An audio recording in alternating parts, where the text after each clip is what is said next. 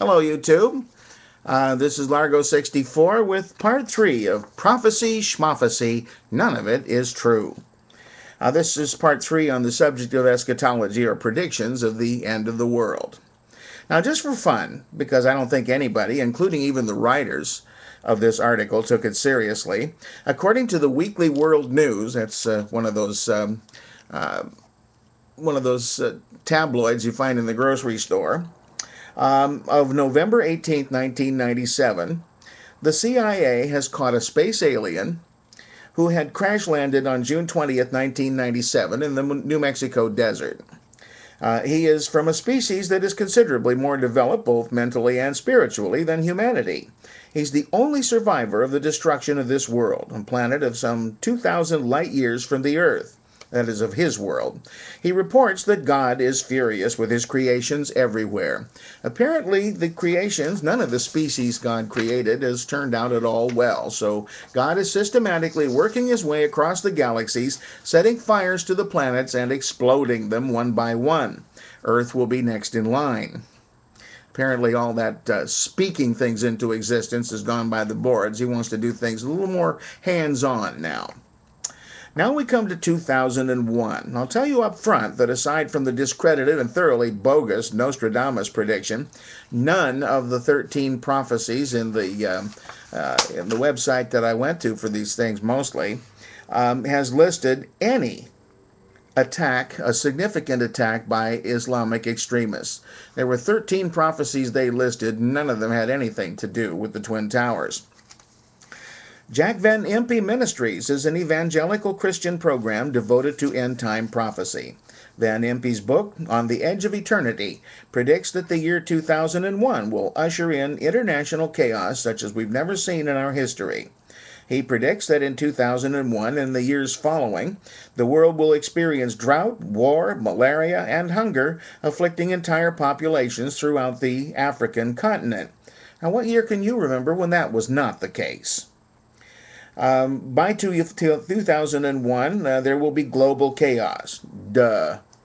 Van Impe is also said to have claimed that by 2001, Islam will be much larger than Christianity, and that a one-world church would emerge, controlled by demonic hosts.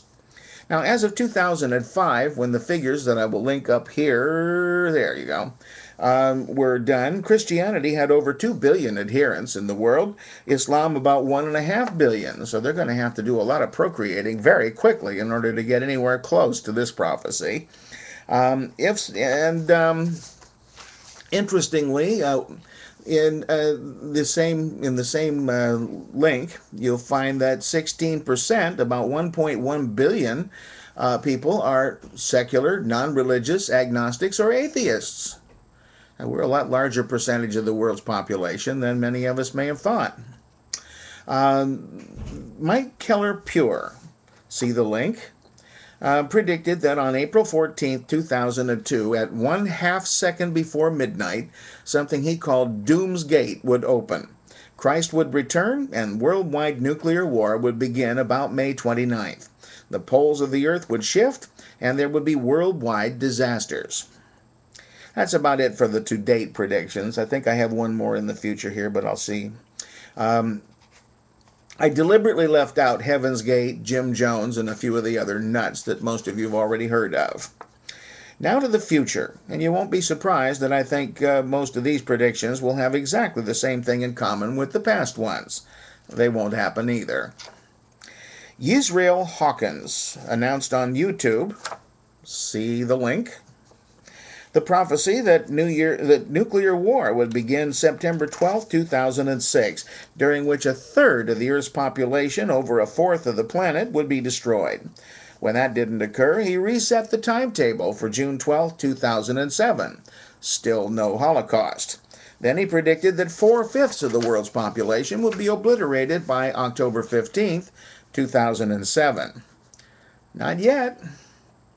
Ronald Weinland of the Church of God PKG, that's Preparing for the Kingdom of God, one of the remnants of Herbert W. Armstrong's Worldwide Church of God, has published 2 books of prophetic warnings, the first called The Prophesied End Time, and the second, 2008, God's Final Witness.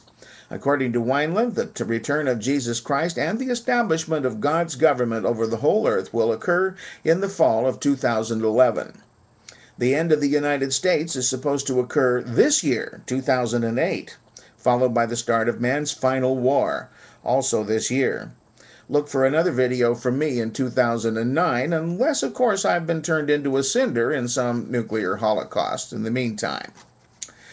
Philip B. Brown, author of The New Wine for the End Times, stated some time ago that the Great Tribulation would start on April 7th, 2001, with the appearance of the two witnesses described in Revelation. Then Jesus' millennial reign would begin on April 6, 2008.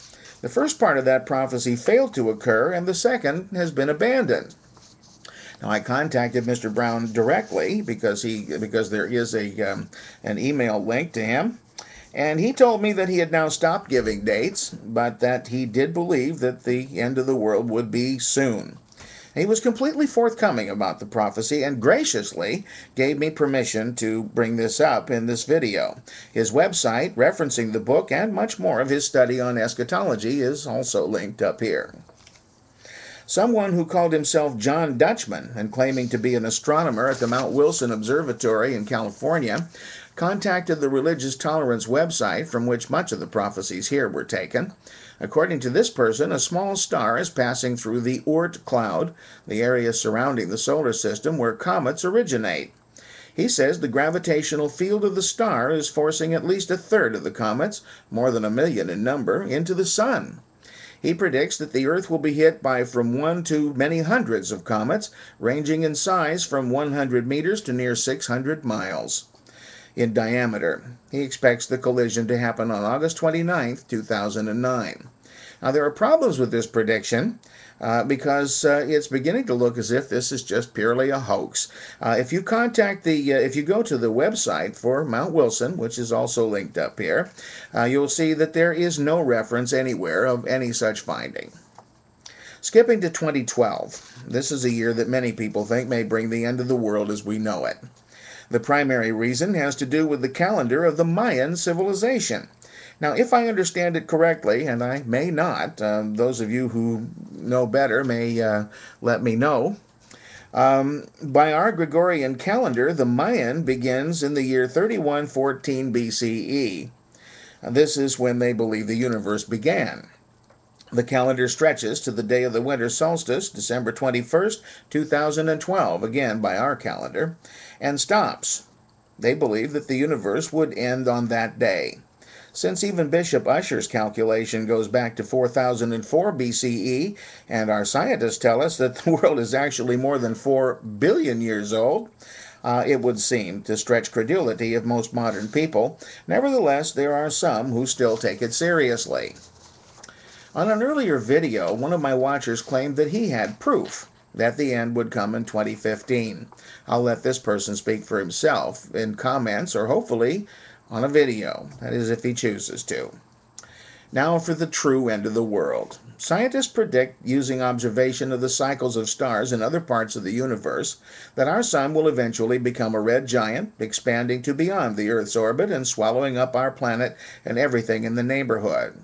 Then when it supernovas, everything in this part of the galaxy will be entirely wiped out. Now, it's hoped that by that time, humankind will have learned to live in peace with itself, not destroyed itself, and find a way to leave this part of the galaxy and move our populations elsewhere. But in any case, I'm not going to lose any sleep about it.